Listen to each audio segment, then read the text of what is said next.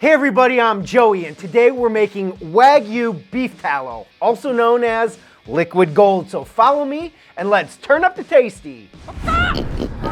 So what is beef tallow? Well, simply put, it's rendered beef fat. It has a lot of different uses, everything from making candles to soap to conditioner for those of us who have hair, machining lubricant, and those might all be good uses, but today we're gonna render this down and we'll be using our tallow to turn up the tasty on a number of different items that we cook. We have some really neat experiments planned with this stuff over the next couple of videos. Also, I learned that tallow was really the secret ingredient in McDonald's fries. When they first opened, they were frying their fries in beef tallow, which really made them tasty. Now, with this being Wagyu tallow, I think it's just gonna be all that much more delicious. First of all, I got this beef fat from my friend Braden Weens at Weens Wagyu. 10 pounds of beef fat. And basically, this has been cut up into cubes. Now, where would you have beef fat, laying around the house? Well, if you do a lot of brisket cooks, you're gonna trim off all that hard fat on top. Also, if you've ever done an SCA competition,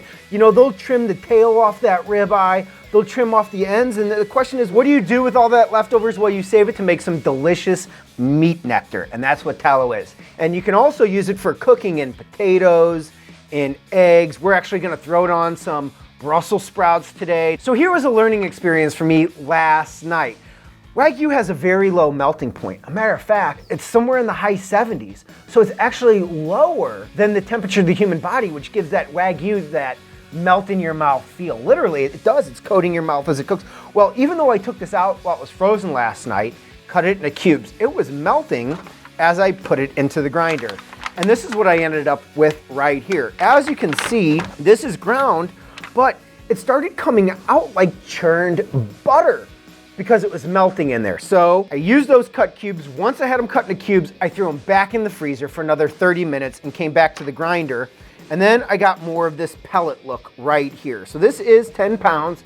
It's quite a bit. I'm not gonna use all of it today for tallow. Now when it comes to tallow, I've been doing a lot of reading on this, and it turns out there's two methods, the wet and the dry method. So one thing that you'll see over here is something you've never seen on this show before, a crock pot. I really don't like these things. A lot of the food I've tried to make in the past, it all comes out like really bland. And matter of fact, I'm kind of wondering if I should have my man card revoked for even having this out. I don't know, maybe I should put it on the grill just to give it a more of a feel to it. But we're gonna use the crock pot. Why? Because I can set it on low. I'm extremely impatient when it comes to cooking, and I know that this is a long process. Over here, we're gonna do the wet process, and we're gonna add about a cup of water, a couple pounds of this beef fat, and render it down.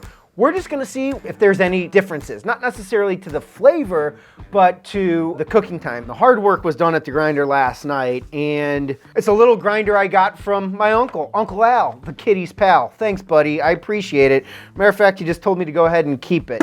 Here I got a cup of water, we're gonna dump that in. That will evaporate during the cooking process. Take it down to a very low. All right, so I don't know how long this is gonna cook. We got a couple methods. I've heard of people cooking it overnight, which seems insanity to me. I'm not that patient, right? Like, I would just rather buy this stuff than cook it overnight. I'm really hoping that this stuff can get done in about 2 to 4 hours. All right, guys, it's been about 45 minutes since we got this process started, so let's just do a quick check-in. I mean, that's coming along nice. It has like a nice gravy look. Over here where I've lost my man card, let's check in on this crock pot. And it's moving along a little slower. It really is. I mean, we can see that some of that fat is starting to render. You can see that at the bottom. I'm gonna leave this lid on though. It's pretty chilly out here right now.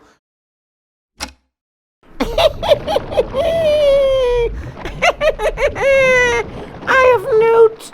That might be too much. What you won't find in here is my man card. I think this is gonna take a couple more hours to cook. I mean, I really don't know. But follow me and let me show you how I kill time around here. My buddy, my buddy, my buddy, my buddy. Wherever I go, he goes. My buddy, my buddy, my buddy, my buddy, my buddy and me. Okay, everyone, it's been about 6 hours since we started this process. 5 of them were left towards cooking, and we let them cool for about 45 minutes. As you can see at home, I mean, they're both very similar looks. I can't visually distinguish any differences. If I had to go back and do something different, I think I was really cautious with the low heat. I had the crock pot set to low. I had the duck's top set to its lowest setting, a level 1. I think this probably could have handled a level 2 cook. And a matter of fact, I think that crock pot could have actually handled it being on high. I've read some articles where people have the crisp brown pieces floating to the top. I think we could achieve those brown cracklings if we would have let this go just a little bit longer, but I think we did a pretty good job. There's plenty in here. So what I have is a fine mesh strainer with some cheesecloth on top. I don't think this is gonna work out very well if I try to pour it in, especially this crock pot. It's pretty awkward. I mean, it's still a little warm. So what I have here is a ladle. I'm just gonna go ahead and ladle it out of here and strain it. It has that nice yellow color. I read so many articles that said if you do this at too high of a heat, it will become rancid. So I definitely didn't want to do that. All right, we have one down, we have one more to go. Just want to take a moment and thank my friends at INTOTHEAM for sending me this incredible merch. We've included a link in the description below if you want to check it out for yourself. Shows off the dad bod quite nicely. Now, let's get this one done. And I'm just gonna let it all kind of cool in this container. This was the best container I had to sort of perform all this at once. And then I'm gonna separate it into individual mason jars probably later this evening. Now, I will say this fat looks a little bit more white, and you can just see the difference between what I've pulled out from the crock pot versus what's in here. But ultimately, besides that, I can't really point to any serious differences between the two processes. Having that cheesecloth in there ensures that none of those particles come through the grate and end up in this tallow right here. What I think is really neat about this experiment is we essentially took about 6 pounds of beef fat and turned it in to just this. I can't wait to put this to the test cooking. We're gonna use it in a video we're filming next where we make some bacon wrapped Brussels sprouts. It's the first time a veggie is gonna make its appearance on this channel. That video will be out in a couple of weeks. Stay tuned, and it's not just a veggie, I don't know.